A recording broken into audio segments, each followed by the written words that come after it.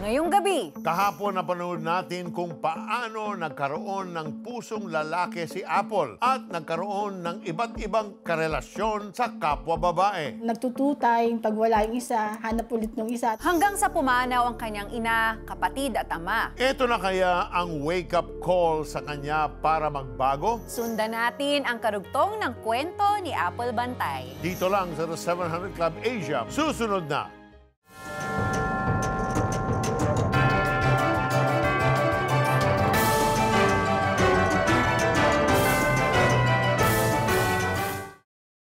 O hindi ba ninyo nalalaman na ang mga liko ay hindi magsisipagmana ng kaharian ng Diyos? Kahit ang mga mapakiapid, ni ang mga mananamba sa Diyos-Diyosan, ni ang mga mapakiapid sa kapwa lalaki, ay hindi magmamana ng kaharian ng Diyos.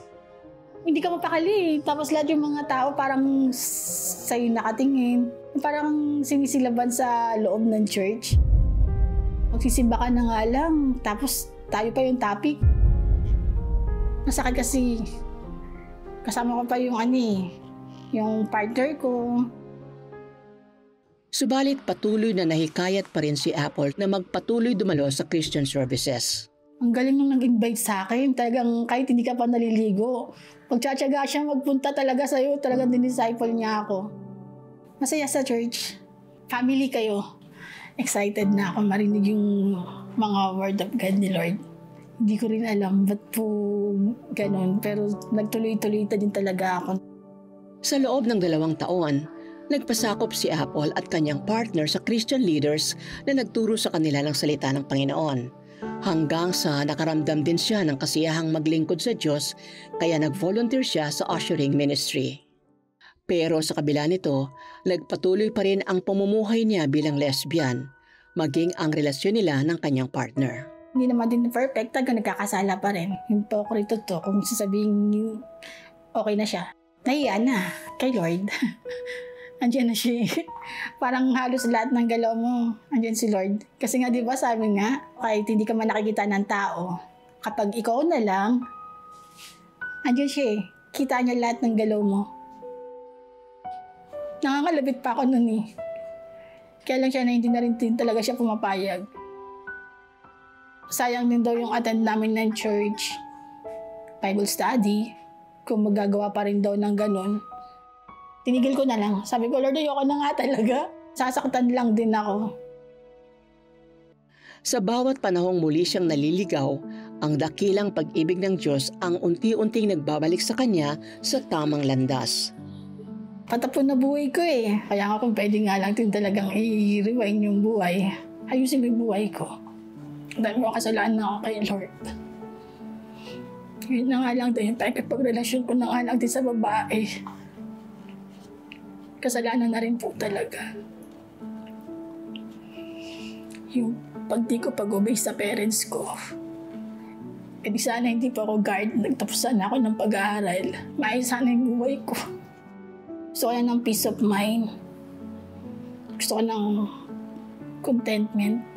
Kasi yung contentment, yung peace of mind, sa kanya mo lang na di naman matatagpuan eh. Unconditional love na hinahanap ko kung kani-kanino. Sa kanya din eh. Lord, I surrender all to you. Pag-uwi mo yung buhay ko. Pakilaman mo yung buhay ko. Sabi niya nga ano man yung kasalanan mo. Hindi siya nag-aano eh, ay questioning ka niya. Hindi eh, basta lumapit ka lang sa kanya. Tanggap ka naman niya eh, lumapit ka lang. Kayo po yung masunod. Your will be done, oh God, sa buhay ko. Alam niyo mga anak, may magandang planong Panginoon sa inyo. So kailangan niyo lang magdesisyon ng tama at gawin ng tama. Kinausap din kami ng spiritual mom ko na hindi maganda, tigil. Kailangan na natin sumunod sa Panginoon. Mas nakakabuti para sa atin yan. Mahirap din po yun kasi nga kasama mo siya eh, pero wala. Kailangan siyang bitawan. Dahan-dahan ding isinuko ni Apple ang porma at kilos barako bilang tanda ng pagbabago ng kanyang puso. Mahirap noong una. Yung voice, yung attire mo, tapos magdedress ka. Pati yung kilos mo. Mas nasanay ako ng barber's cut yung buhok ko eh. Mahirap din yung process talaga na magpapahaba ka ng buhok. Pero ngayon, mas gusto ko siya kaysa yung dati. Pag tinitignan ko nga yung dati kong mga gupit, napapangitan na ako. Mas gusto ko yung ngayon, sabi ko maganda pala ako. Tutuwa kay Lord. Aktibo ngayon si Apple sa kanilang ushering ministry bilang team leader sa Blessings Christian Fellowship Church. Masayang-masaya po ako na may peace of mind na po ako. Yung happiness ko na lagi kong hinahanap sa iba, kay Lord mo lang din pala talaga siya matatagpuan. Hindi kanya bibitawan eh. Andiyan siya buhay. Tagang amazing God. Naulila man si Apple ng pamilya, nakahanap naman siya ng pagmamahal ng mga kapatiran sa simbahan. Si Mama BG, siya yung spiritual mom ko sa church. Umagapa eh. Simula nung nawala yung mama ko, siya yung second mom ko. Iba yung samahan namin sa church. Tagang family talaga. Yun yung biyaya ni Lord sa akin. Walang imposible kay Lord. Kahit ano ka pa, sino ka ba, kapag si Lord natin talagang nang-alam ng buhay mo, wala kang magagawa. Babaguhin at babaguhin ka niya. Tulad ng ginawa niya sa akin. Si Lord ang partner ko. Sabi nga po, walang lugi kapag ikaw sumunod kay Lord. Tama. Walang lugi pag sumunod tayo kay Lord. But Sonja, I want to point out, the same word preached to two individuals, yung isa na convict ka agad, si Apple medyo natagalan ng konti. It's really up to us when the word is preached and shared, if we're willing to open our hearts and receive that word for our lives and allow it to convict us rather. Right, but we also see how gentle God was. Yes. Na hindi naman niya finors si Apple, wala siyang finors, but ultimately, as God kept revealing Himself to Apple, she slowly fell in love with God. And that's when transformation happened. It was the kindness of God that led her na, sige Lord, I'm gonna give my life to you, diba? Nakita nga po natin sa kwento ni Apple na kahit mahirap, sumunod siya sa payo ng kanyang spiritual mom or ang kanyang mentor. Kaya totoo talaga ang sinasabi ng Biblia sa Kawikaan 19 verse 20. Dinggin mo at sundin ang payo sa'yo at pagdating ng araw, pakikinabangan mo. Mahalaga talaga na may mag-guide at gagabay sa atin tungo sa ating destiny. Diyan papasok ang discipleship. We have someone to pray with and lean on in times of chaos and confusion. They will teach us how to live out this verse written in Romans 12, verse 2. Do not conform to the pattern of this world, but be transformed by the renewing of your mind. Then you will be able to test and approve what God's will is, His good, pleasing, and perfect will. And God's perfect will for us is to know Him and walk with Him every single day. His destiny for us is eternity with Him. Tama. And all it takes is a simple prayer from your heart that is filled with faith. And then you align yourself with God's destiny for your life. Let's pray. Heavenly Father, you have just revealed what kind of loving suitor you are towards us. And Lord, you draw us with cords of kindness and compassion. So Lord, today I choose to bow my life and my will towards your kindness and compassion, towards your unrelenting love for me. So Lord, I come to you now, a sinner, admitting to you that I need your forgiveness. As I bow the knee and humble myself, I choose to invite you now to come into my life, to be my Lord, to be my Savior, to be the God that guides me and leads me into the destiny and beautiful plan you have all along prepared for my life. I want in on it, Lord, all the way. Thank you for loving me. Thank you for saving me. Thank you for giving me this wonderful, beautiful gift, the gift of eternal life. I receive it now wholeheartedly in Jesus' name. Amen and amen. Sumabay ka ba sa aming dasal at tinanggap si Jesus bilang Diyos at sariling tagapagligtas ng iyong buhay? If yes, ikaw ay bago ng nilalang at good news, ang pangalan mo ay nakasulat na sa aklat ng buhay. Balitaan mo naman kami kapatid sa iyong mahalagang desisyong ginawa.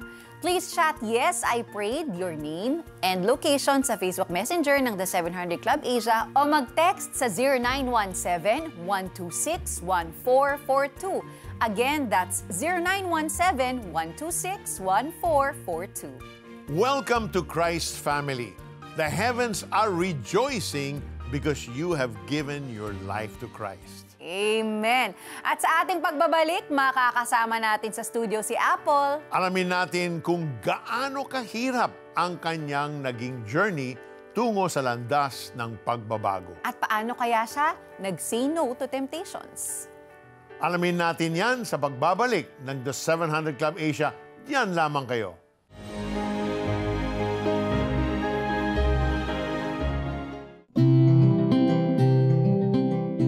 Hello and welcome to The 700 Club Asia. It's designed to bring the whole range of CBN ministries to Asia. So Lord God, I ask for your healing for all who are watching right now. Even the replays of this will be so powerful.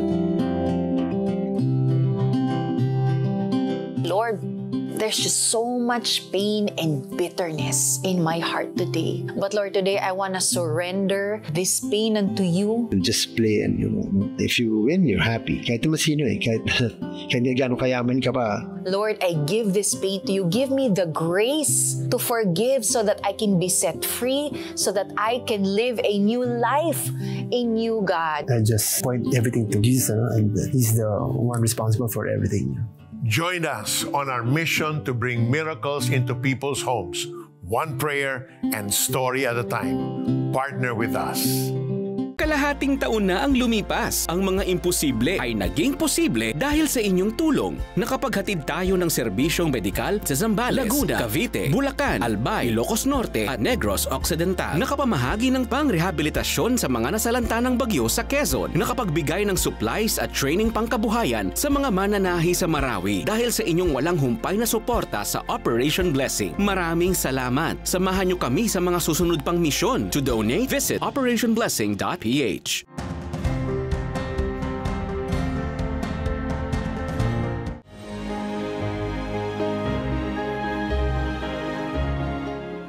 Welcome back to the 700 Club Asia. Kanina, napanood natin sa kwento ni Apple na dumalo siya sa simbahan at di mapakali at para daw siyang sinisilaban.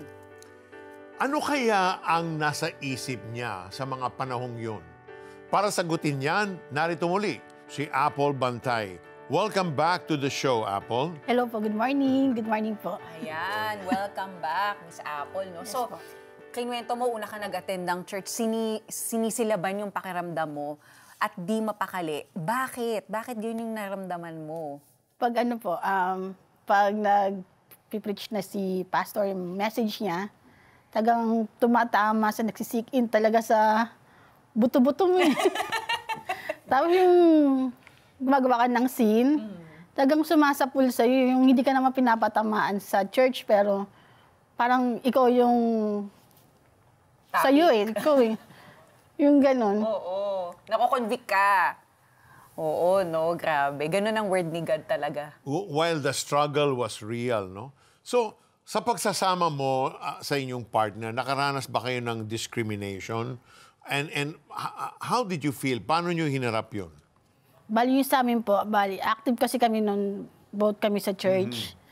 Wala naman po silang sinasabi na ano, pero sa ano namin, nag-church kayo, pero continuous yung relationship niyo. Yeah. Parang, The conviction of the Holy yes, Spirit, po talaga yung ano. Yeah, even if nobody was pointing pero it out isip mo, or pinag-uusapan ka judging nila. you. Yes, Yeah. opo, tama po. Wow. Ang galing. Kumbaga, sa church mismo, wala namang nagdi-discriminate. Yes, pero nararamdaman nyo lang talaga na parang mali. And parang ikaw yung nahihiya. Parang ganun yung feeling mo. Ano ba yung nakita mo dun sa nakaraan mong partner, Miss Apple? No? Bakit sa tingin mo, nahirapan ka talagang i-give up? Kasi parang may taon din na nagdaan, di ba? Bago kayo fully naghiwalay. Kasi po wala na akong family. Siya yung pinaka-second family ko talaga. Kaya napakahirap ko din po talaga siyang i-give up. Now, you're holding on to whatever semblance of family life, no? Opo. That there is at that moment. So paano mo dumating ka sa punto na talagang pinutol mo na yung relasyon, na you decided that that's it? Ano po, yung spiritual mom ko po kasi, yung active kami sa church, nag-fellowship, ng Bible study. Tapos nag-continue siya yung niyo. Tapos yun, sabi niya, stop. Kasi nga, hindi rin talaga din tama. Tama. And then nagkaroon kayo ng accountability sa kanya, no? Because you loved and respected her so much. Yes po, no? opo. Wow. Pero hindi mo naman na-feel na conditional yung love niya. Parang hindi mo naramdaman na parang iba yung tingin niya sa'yo. Did you feel it was coming from a place of mahal niya ako, kaya na to sinasabi sa akin? Yung ba yung nakuha mo dun sa spiritual mom or mentor mo? Mahal niya talaga ako. Kasi siya yung tipo na kapag mali, sinasabi niya talaga. Kahit masaktan ka, talagang kakausapin ka niya talaga. Mali yan. Tawag niya sa akin anak. And tawag ko sa kanya mom. And it's coming from the point of love, not from the point of an accusing finger, no? Yes. So, alam mo, our enemy, the devil, he knows our weaknesses, right? Because he knows our past. And he will always tempt you in an area where he knows iyan ang weak area mo. So, anong ginagawa mo tuwing dumadating ang tukso sa buhay mo? Pray, then ng worship song. Ayun, tapos yung sa spiritual mom ko, kapag may mga siya talaga yung sandigan ko. Kumbaga, nangihingi ka sa kanya ng tulong na ito po medyo nagsastruggle ako. Pwede niyo po ba akong pag-pray? Grabe, no? Hindi mo talaga kayang mag-isa eh. Kailangan mo talaga ng people who will stand with you in prayer. Ngayon, Miss Apple, no, syempre nandito ka na ngayon where you are in the Lord, glory to God, no? Kung babalikan mo ba yung nakaraan, ano yung iyong pinaka-pinagsisisihan? Yung sinunod ko yung ako, yung hari ako ng buhay ko. Wala sa puso ko, sa buhay ko. Ako yung nasusunod. Kung babalikan ko siya. Na kung mabibigyan ka ng chance na mas maaga mong nakilala si Lord, kukunin mo yung pagkakataon. Yes, opo. But you know, the Lord promises that He will redeem our lives and our time. It doesn't mean that He will give you back those years, but He will enable you to do so much in the time that He has left for us here on earth. Ganun ang love ng Panginoon. So, the best is yet to come. Amen. So let me ask you, Apple, ano naman ang naging panalangin mo na hindi mo makakalimutan, especially in those hard times? Sabi ko, Lord, ngayon pong nagbabalik po ako sa inyo, wala na akong family, I totally surrender all to you, Lord. Kayo po yung mag-ari sa buhay ko, pangunahan niyo ako sa lahat ng mga decision ko. Kapag nagkaroon po ako ng mga hindi tamang ginagawa ko, kayo po yung po. So, binabalik-balikan mo yung pag-surrender mo sa Kanya, no? Na ibig sabihin, siya na talagang in charge. Yung buhay ko. Amen. Amen. Wow, and the Lord will honor that. The Lord sees that and will honor that. Sa lahat ng pinagdaanan mo, Apple, ano yung pinakamahalagang natutunan mo? Nakilala ko si Lord. Nakilala ko si Lord. Grabe. Sobrang nagpapasalamat ako sa Kanya. Hindi man po karapat-dapat sa sobrang dami kong mga kapalpakan na ginawa, kasalanan, kinatalikuran ko siya, hindi ako sumusunod sa kanya. Pero open arms niya akong, yung nakakabitiw ka na. Pero open arms kanyan talagang yung kapit niya. Yung sabi nga, Lord, kung pag nakakabitaw ako, ikaw na po, Lord, yung kumapit sa akin. Yung gano'n. Tsaka yung pangako niya na never kitang iiwan, never kitang pababayaan. Tapat si Lord, sobra. Talagang ramdam ko po siya. Lalo't mag-isa na lang din po ako. Wala akong family. Wala rin akong relationship talaga na ano. Pero yung contentment, talagang happiness na longing ko nung kung kanino ko pa siya hinahanap. Nakarami rin akong live-in partner. Paiba-iba.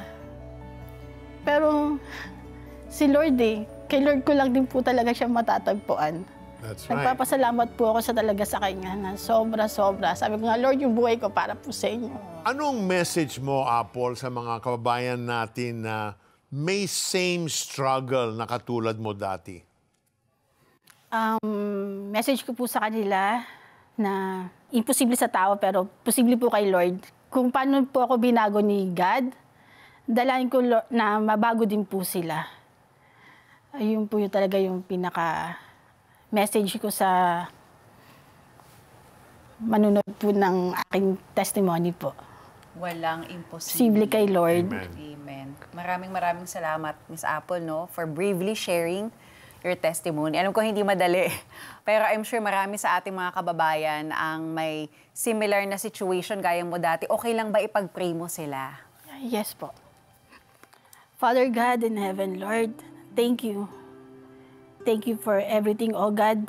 Salamat po sa unconditional love, Lord, na yung binigay po sa amin, sa akin, Lord. Hindi man po ako karapat-dapat, Ama, pero hindi niyo po ako, Lord, hinayaan na magpatuloy, Lord, sa kasalanan na ginagawa ko, Lord, na hindi po kalugod-lugod sa inyo. Salamat po, Ama. Salamat po. Dalayan ko, Lord, sa mga tao, o God, na makakapanood po sa akin na tulad din po, Lord, ng pinagdadaanan ko. Open our hearts, Lord, and mind na makakilala din po sila sa inyo. Yung pagmamahal niyo po, Lord, embrace niyo rin po sa kanila, Lord God. Ito po talaga po, Lord, ang aking pong prayer po, Lord, na sa mga makakapanood din po, Lord, ng aking pong testimony. Wala pong imposible po sa inyo, Lord. Dalayan ko, Lord, na hipuin niyo din po sila. Tulad din po ng paghipo niyo po sa akin. Lord, aking samad dalangin naman. In Jesus' name, pray. Amen, Lord. Amen. Amen. Praise and glory to God. Today is your Independence Day. Pinalaya na kayo ni Lord sa kasalanan at kabigatan sa buhay.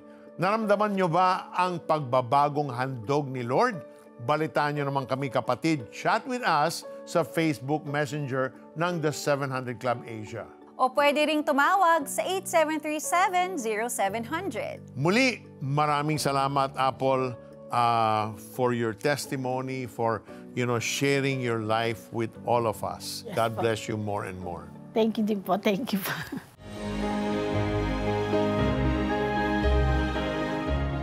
Happy 30th anniversary, CBN Asia. I still remember the days when I would accompany my daughter to the studio in CBN Asia because she was a host in one of the children's show during that time.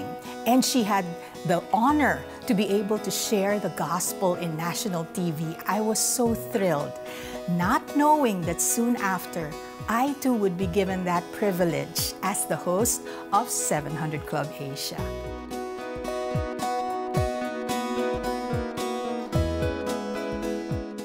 Magdodonate ako sa CBN Asia. Oo, bait naman. Sige. Type mo cbnasia.com/give. cbnasia.com/give. Yan. Okay pa. Kaya mo na yan. Madali na yan. Ikaw na. Tulungan niyo po. Ang dami pong itatype eh. Tapos 4 lang yung daliri ko. Tapos ang dami pang hihinging details. Iba na Ay, iba na! Iba na po. Icons na Opo. Nagbago na yan nandito Kaya ko na po to. Sige. Excuse kero to. Ako na po dito. Relax na lang po yan. Yan. Pagkatapos ko, Kuya Rodel, ikaw naman po mag-donate, ha? Ikaw nga po, 5 daliri mo, di ka nag-donate, eh. Anong hindi? Kaka-donate ko lang sa cellphone. Sobrang dali na pala. Ano pa hinihintay natin? Donate na!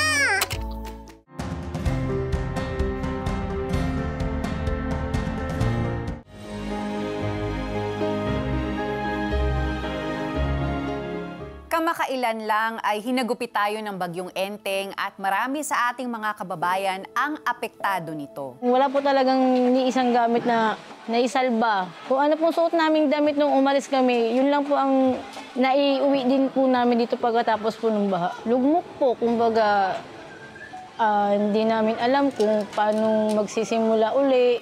Yung takot talaga na andyan na dahil siyempre, di natin alam. Lalo na may anak ako, may sanggol.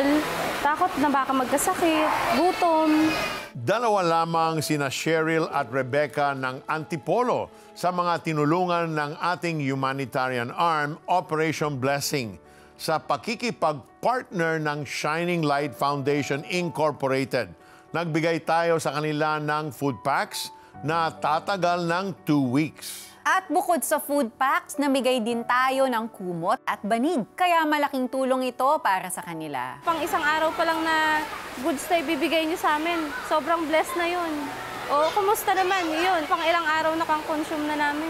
Sobrang saya po kasi hindi pa rin po nila kami nakalimutan sa gantong sakuna na nangyari sa amin. May mga taong mabubuti ang puso na binigyan kami ng blessings, pangkain namin, at saka mahihigaan na rin po namin. Sobrang saya na makita kung saan at paano nakakatulong ang ating bayanihan. At ang lahat ng ito ay naging posible dahil sa biyaya ng Diyos at sa ating mga volunteer corporate partners at sa iyo, our faithful CBN Asia partners. Part of your giving to CBN Asia goes to our humanitarian arm, Operation Blessing. Kaya, be a blessing to others. Be a CBN Asia partner now. Call 8737-0700 or scan our QR code to donate. God bless your generosity. Samantala, sa kwento ni Apple kanina, nakita natin na posible ang pagbabago kung ipagkakatiwala natin ang lahat-lahat sa Panginoon at handa nating talikuran ang maling landas. Tama. Kaya pakinggan natin ang reminder na ito mula kay James. Submit yourselves then to God, resist the devil, and he will flee from you. James 4 verse 7. Sa ating wika, ipasakop nga ninyo ang inyong mga sarili sa Diyos. Labanan ninyo ang Diablo at siya ay lalayo sa inyo. Bukas, tampok ang kwento ng isa pang lesbiana at ang kanyang inspiring transformation. Abangan nyo yan, tsak, na inyong kapupulutan ng aral sa buhay. At dito po nagtatapos ang ating maikling kwentuhan. Stories of hope, faith, and love. Help us produce more inspiring shows like this. Be a CBN Asia partner now. Scan the QR code or call the number on your screen. God bless you more and more.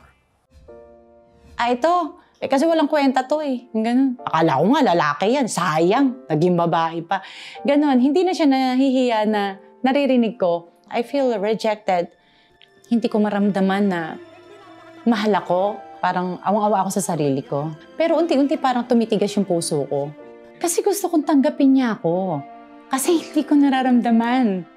Natanggap ako ng tatay ko.